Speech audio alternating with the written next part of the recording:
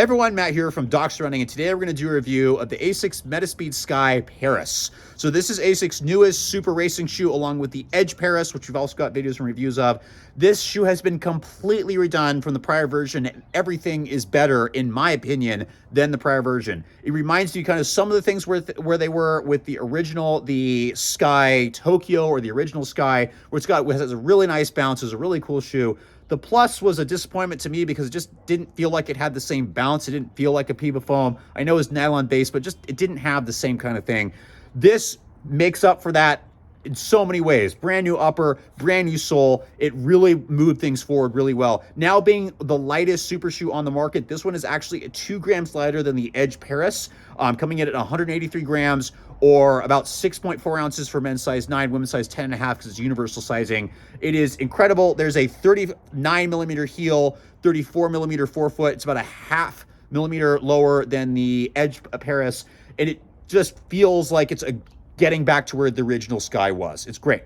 So how does it feel on foot? So it feels very similar to how the Sky's been set up in terms of the fact that, yes, the plates, it's a little flatter compared to the Edge, and it feels a lot better when you're running really fast. You've got a lot longer stride. I know Asics is on that stride versus cadence thing. It just feels like when you've got that longer stride, especially behind you, not necessarily in front of you, it feels really good. If you're someone that tends to either land a little bit more forefoot or land a little bit more flat, okay, and really load the entire shoe, especially the front, this is going to be a shoe that's going to work really, really well for you. I found the Edge Paris to work a lot better for me during the majority of my runs, but when I'm doing really fast work and moving at a quick speed, the Sky Plus has been the one that really, really works well for those mechanics. I'm someone that tends to have a lot of ankle motion, use a lot of ankle power, and roll really far through. This doesn't roll as much, even though it's got a really nice heel bevel. It tends to work better if you're moving quick and really loading, especially the front of the shoe, and then bouncing forward. So again, little longer stride might work a little bit better for this, but the foam feels great. It's like I said, that slightly firmer turbo. No matter where you land, you're gonna get a good amount of bounce out of this shoe.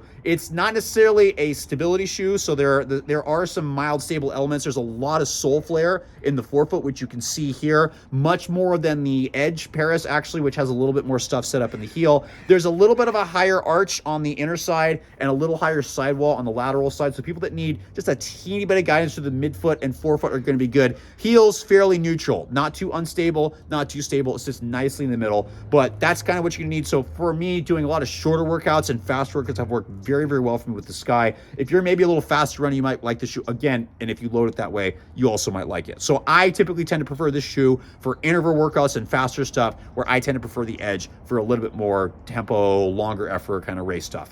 The upper is also completely different than prior versions. I love how light the upper is in terms of the heel counter. It's there, but it's still very flexible. So people that have Hagler to 40s, you should be totally fine.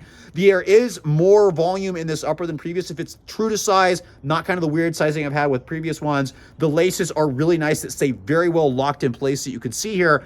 Just know the tongue is very thin, so you're gonna have to really finagle these to get an optimal fit along the entire length of the shoe. I did feel like I had some extra forefoot room. There is a little extra volume in this shoe, even a little bit extra compared to the Edge in the forefoot. So if you need a little extra room and you want something really light, this shoe is really, really great for that. But the final piece I'll give comment on, outsole has been doing great. I'm not getting too much wear. I've got 20 miles on it, little abrasion here, but like the Edge, I will say that this is really best for road, and the grip, as always, is really good. It's rained a lot here in Southern California. I've been able to grip really well on wet road. I have not taken this on trail, partially because I don't want to get this dirty. Like the outsole, the orange looks really cool. This is a beautiful looking shoe. I'm sure you could do that. I'm not. I'm going to keep these for road.